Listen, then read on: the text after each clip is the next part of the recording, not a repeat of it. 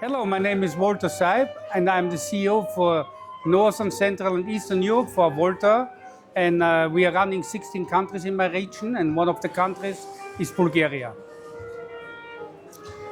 Thank you, Mr. Saib, for agreeing to this interview. What is the footprint of Avolta in this region apart from Bulgaria? You said you're representing the North, Central, and Eastern Europe. Yeah, 16 countries, spanning from Scandinavia down to Central Europe, Germany, Austria, France. We are in Serbia, Bulgaria, Armenia.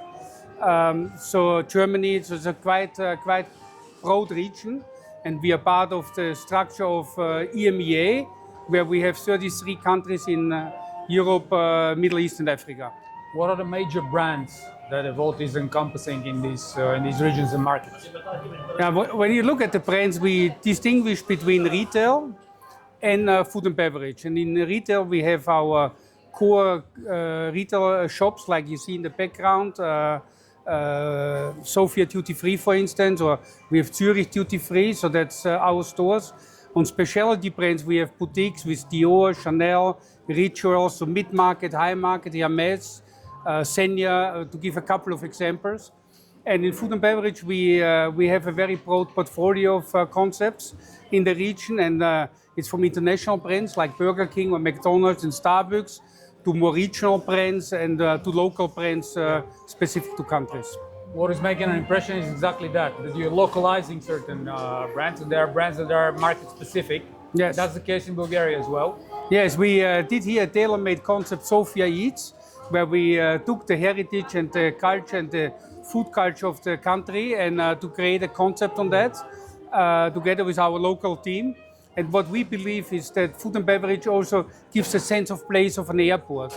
You be where you are, and in retail it's a little bit more difficult, but in food and beverage you really feel that you're in Bulgaria, and I think that's very important for us as well. What are your other focus markets apart from airports? We operate in different channels, but we are focused on travel channels. So it's airports, train stations, and motorways. We have some operations on cruise ships, but the main is the first three I mentioned. Yeah, because we have to face also our viewers in this case, and I have to ask some consumer-specific questions, and this is mostly related to pricing policy. What is the pricing policy related to airports? Because we always see that the prices are much higher at the airports, and especially now, this is a very sensitive topic for the consumers. I know, especially in Bulgaria, it's very sensitive at the moment with the change of euro, but in general, our pricing policy is that we use high street pricing. And for food and beverage. So we compare with similar venues on the high street, and then we compare to airports. But we also need to recognize that operating in the airport usually is more costly from a labor staff perspective. So in some cases, there's maybe a small differentiation.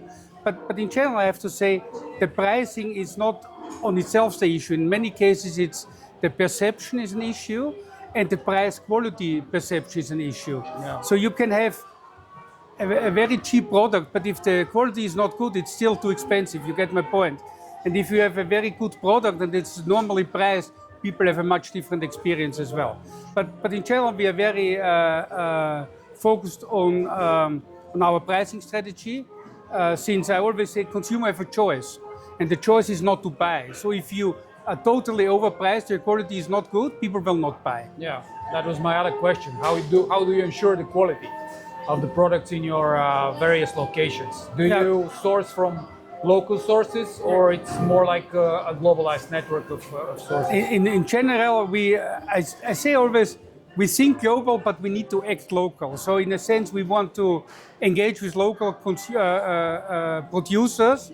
And why is that? First, that you also create jobs and be part of the community locally. I think that's important for us. But secondly, we want to reduce the food miles as well, since it makes a lot of sense to source locally when the products are good.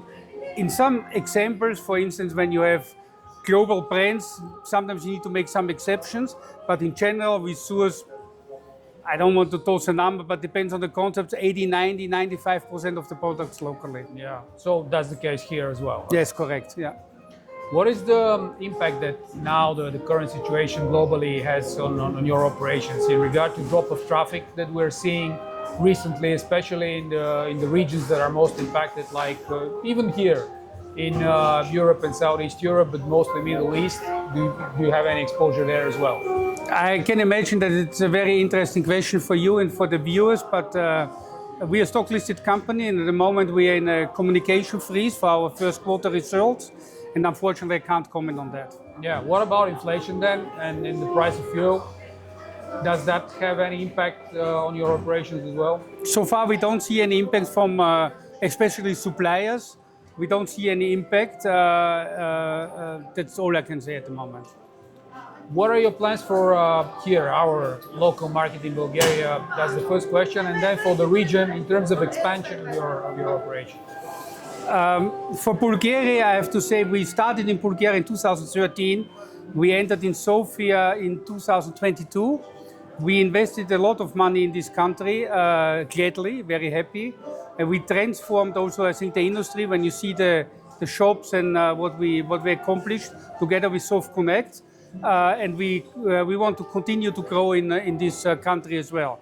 But we are mainly focused, very frankly speaking, at the moment on the airport channel for Bulgaria. I don't exclude that we may look at other channels in the future, but not at this stage. For the region, wherever there's a good possibility, we want to expand. Yeah. But also there we are not so much want to expand for expanding. It needs to make sense, and in the end, we need to ensure that we have the right return for our shareholders as well. Can you share at least some general numbers about your investment here locally in this country, and not just in financial terms, but also in terms of human resources? How many people are working for the company, and then what is the general investment in our airports here? Yeah, when you look at Bulgaria, we have two, actually three operations, I have to say. One is Varna and Burgas, which are seasonal airports, where we work a lot with seasonal staff. And then we have Sofia, which is more for the whole year. In general, I would say we employ around 600 people on average in Bulgaria in our operations.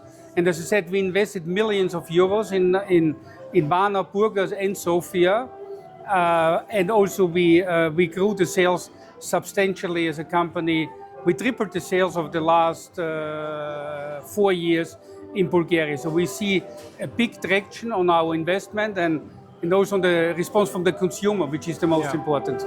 I also want to ask you about partnerships, because you're partnering with a lot of other companies in terms of travel, not just airlines and airports, but also companies for rental of cars and so on. And you have a really nice loyalty program that not that much people know about.